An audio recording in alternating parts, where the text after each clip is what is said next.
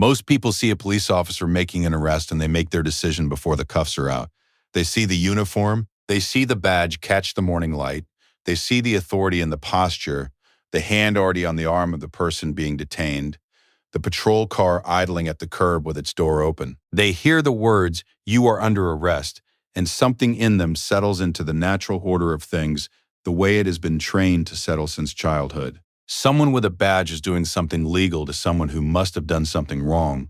They see procedure, they see the law, they see nothing to stop and question.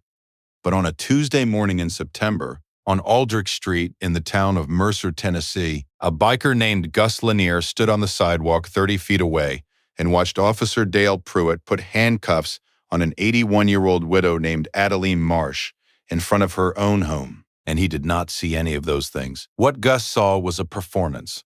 What Gus saw was a man who had done this before and expected no consequences and was not yet aware that the street behind him had changed in the last 4 minutes. He pressed a button on his phone without looking down. One word, sent to a group of 307 people. Now. Aldrich Street was the kind of street that had been beautiful once, and remembered it. The houses were craftsman bungalows and old Victorians built when Mercer was a prosperous small city, and someone had cared about the details. The porch columns, the gingerbread trim, the deep lots with mature trees that were now 60 and 70 years old, and enormous. Some of the houses had been maintained, and some had not, and the ones that had not wore their neglect in layers. But the bones were still there in all of them, and the street had the specific dignity of a place that had survived things without surrendering its character. Number 14 Aldrich Street was Adeline Marsh's house, and it was the best-maintained house on the block. It had white trim she repainted every 3 years. It had a porch with a swing she used every evening from May through October. It had a garden along the south fence that had been producing tomatoes and zucchini and 4 varieties of basil since 1987. It had window boxes she changed with the seasons. It had a front door the color of a cardinal's wing that she had painted that color the year her husband Thomas died, because Thomas had loved that bird and she had wanted something of him visible from the street. Adeline had lived at 14 Aldrich Street for 49 years. She had been trying to continue living there for the past 14 months. Gus Lanier had been sitting on his motorcycle at the corner of Aldrich and 4th since 7:40 that morning, which was 40 minutes before Dale Pruitt's patrol car turned onto Aldrich Street, and he had not been sitting there by accident. He was 55 years old, compact and deliberate, with close-cropped gray hair and the specific stillness of a man who has learned to wait without advertising that he is waiting. He had been a corrections officer for 11 years before he joined the chapter, and those 11 years had given him a particular education in the difference between the exercise of legitimate authority and the performance of it, which were two things that could look identical from a distance and were nothing alike up close. He had first heard about Adeline Marsh 6 weeks ago from a woman named Carol Sims who attended the same church as Gus's aunt and had called the chapter's community line because she didn't know who else to call. She had told them about the letters, about the offers, about what happened when the offers were declined. He had been watching Aldrich Street in rotation with 4 other chapter members for 3 weeks. This was the 3rd time Dale Pruitt had found a reason to stop at number 14. The first 2 times, Gus had not been close enough. This time he was 30 feet away when Pruitt got out of the car. If you're new here, hit subscribe right now and drop your city in the comments. I read every one. Because what had been happening to Adeline Marsh for 14 months and what Gus Lanier had spent 3 weeks documenting is something you need to hear before you hear what 300 people did about it. Stay with me. Adeline Marsh had been a librarian, not a library administrator, not a department head, a librarian, the kind who was at the desk when you walked in and knew where everything was and remembered what you had checked out last time, and sometimes had a recommendation waiting for you before you asked. She had worked at the Mercer Public Library for 34 years.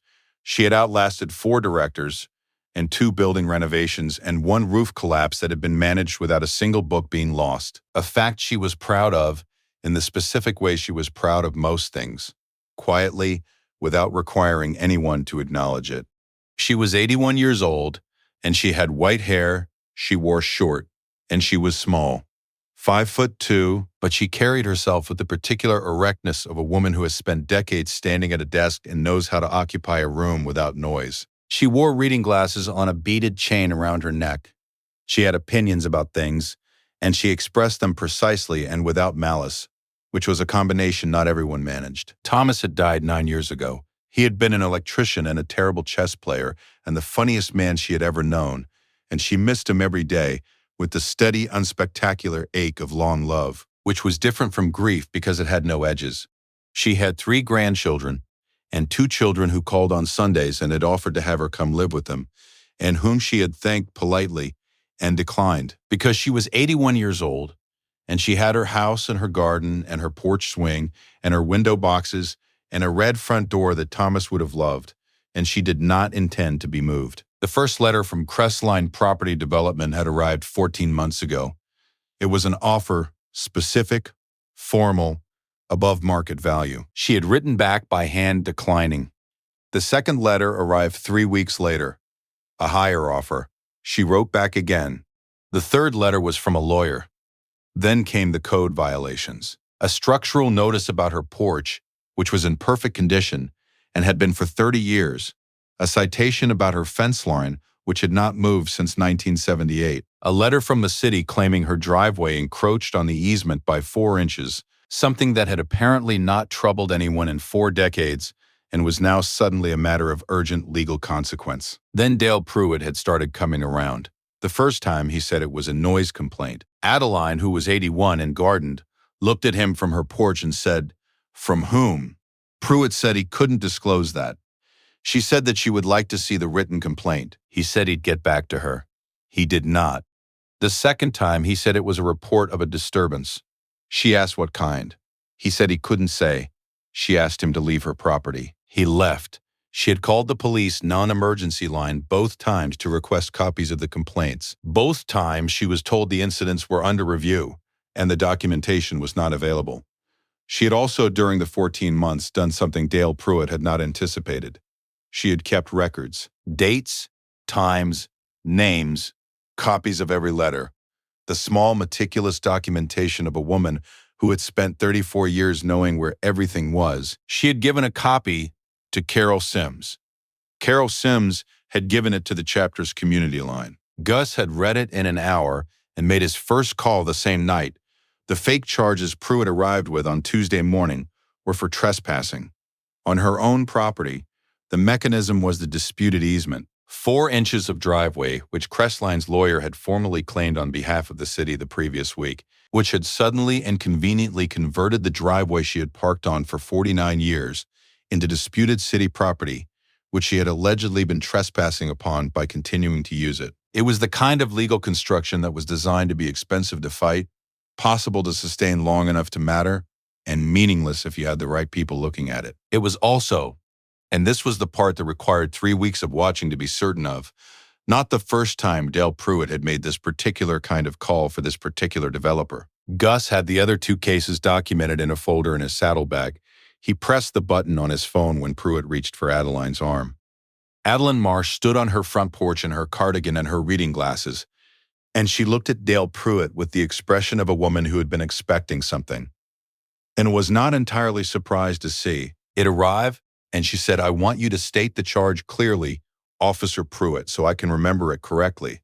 Pruitt said, "Ma'am, I need you to come with me." She said, "Trespassing on municipal easement property per city ordinance on my own driveway," she said. "On a city-claimed easement, ma'am, pursuant to that I have used without incident for 49 years, she said. Pruitt stepped onto the porch. He was a large man, and the porch was not large, and he used the size of himself in the way he always used it. Not threatening, exactly, but present in a way that was designed to be conclusive. "I need you to turn around, please." Adeline looked at him for a long moment. She said, "I want my neighbor, Mrs. Sims called. You can make a call from the station. I would like her called now." "Ma'am, I am 81 years old," Adeline said, and her voice was perfectly level. "I am 5'2". "I am standing on my own porch. I have committed no crime, and I would like a witness present before you put your hands on me." Pruitt reached for her arm. The street was quiet, and then it was not. 307 people had been on Aldrich Street or within 1 block of it since before 7 that morning. They had come the night before, in twos and threes, parking on the surrounding streets in a radius that a patrol car doing a standard pass of the block would not find unusual. They had been briefed by phone and by the chat thread Gus managed and by word of mouth through 5 chapters. Some had slept in their trucks. Some had ridden through the night from Knoxville and Chattanooga and Nashville and the county seats of 3 surrounding counties. They had come because Gus had spent 3 weeks reading Adeline Marsh's records and making calls and saying the same thing each time. This is what it looks like when someone uses a badge to take a house from an old woman who won't sell, and I need people on the street when it happens. 307 people had decided that was enough of a reason. When Gus sent the one word, they moved. Not fast, not in a rush. The way a large thing that knows its size moves, with deliberate, unhurried certainty.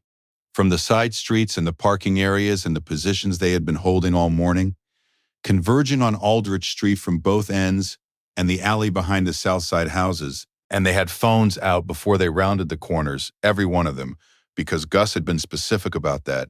Phones first, everything else second. I want this on 40 different angles. By the time Dale Pruitt had Adeline Marsh at the bottom of her porch steps with one hand on her arm, Aldrich Street held 307 people in motorcycle jackets, and 412 phone cameras were running. Pruitt did not notice immediately. He was focused on the logistics of putting a 5'2", 281-year-old woman in his patrol car in a way that looked routine, and the logistics were requiring some attention because Adeline Marsh was not making it easy. She was not resisting in the physical sense. She was simply not cooperating in the way a frightened person cooperates. She was moving at her own pace, which was deliberate, and she was saying, "I would like the name of the officer arresting me stated for the record. I would like the badge number. I would like the full citation number of the ordinance being invoked." She was saying it in the voice of a woman who has been at the reference desk for 34 years and knows that the request for information is always the first and correct move.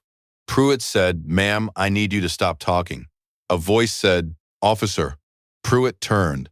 Gus Lanier was standing 10 feet from the patrol car, with his phone raised and his eyes on Pruitt. He was not alone. He had never been alone on this street this morning, but it was the first time Pruitt was seeing what was behind him. Dale Pruitt was 43 years old, and he had been on the Mercer Police Force for 16 years, and he had done favors for Crestline Property Development on 4 previous occasions without consequence, and his confidence in the absence of consequence had become the foundational assumption of his professional life. He looked at Gus. He looked past Gus. He looked at the street. He looked at the phones. He did not move for a moment. Gus said, "Every second of this is being recorded on approximately 400 devices. I have your name, your badge number, your patrol unit ID, the citation you invoked, and the date and amount of the last 3 payments Crestline Development made to an account held by a corporation registered to your wife's maiden name."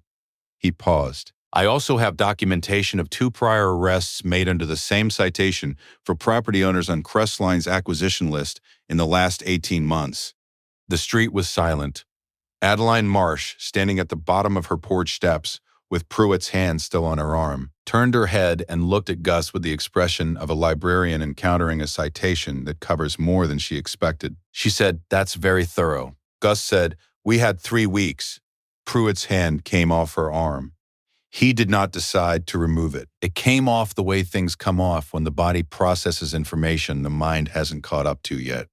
He looked at the street again, both ends blocked, the alley behind. 307 people on a residential street in Mercer, Tennessee, on a Tuesday morning, with phones running and no sign of leaving, and a man with a gray close-cropped head standing 10 feet from his patrol car listing the contents of a folder in a saddlebag.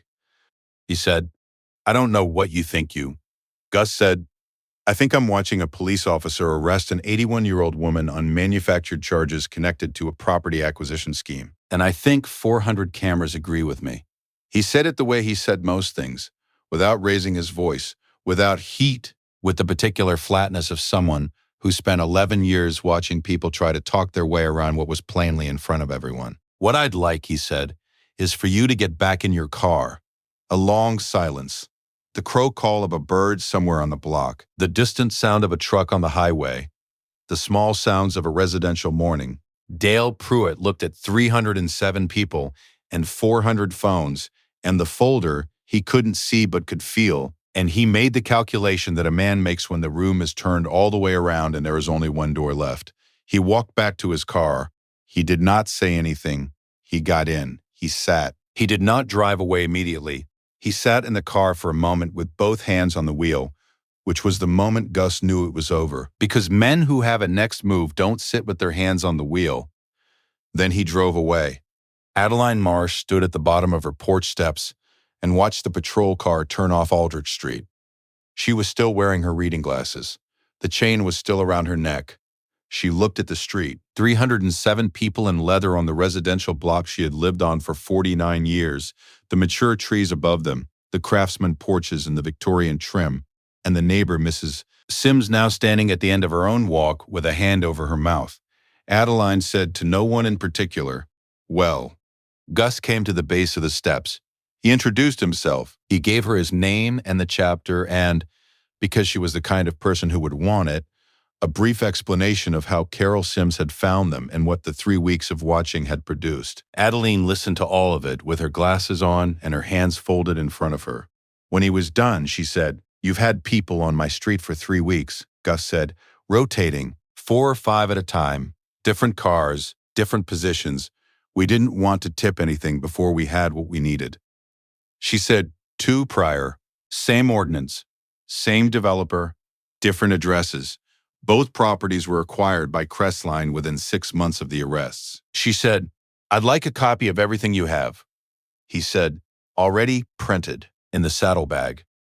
She said, "And the recordings from this morning," he said, "backed up to 4 different accounts as of about 90 seconds ago." She was quiet for a moment. She looked at the street, at the 307 people who were beginning to ease back, some returning to their bikes, some lingering, some speaking to each other in the manner of people who have done a thing together and are deciding what comes next. She said, "I want to give you something." She said, "I know it isn't necessary." She said it in the voice of a woman who has been at the reference desk long enough to know the difference between necessary and right. "Come up on the porch." She made coffee. She made it in the kitchen of the house she had lived in for 49 years, with Thomas's cardinal on the front door and the tomatoes on the south fence still going in September, and the window boxes with the fall flowers she had put in the week before. And she brought it out on a tray with cups and a plate of something she had baked Tuesday morning, because she had been expecting a difficult day, and baking was what she did before difficult things. Gus sat on the porch swing that Thomas had hung and that Adeline had used every evening from May through October, and he drank the coffee and ate what was on the plate, and Adeline sat across from him in the chair she kept on the porch for exactly this purpose, and they talked for an hour.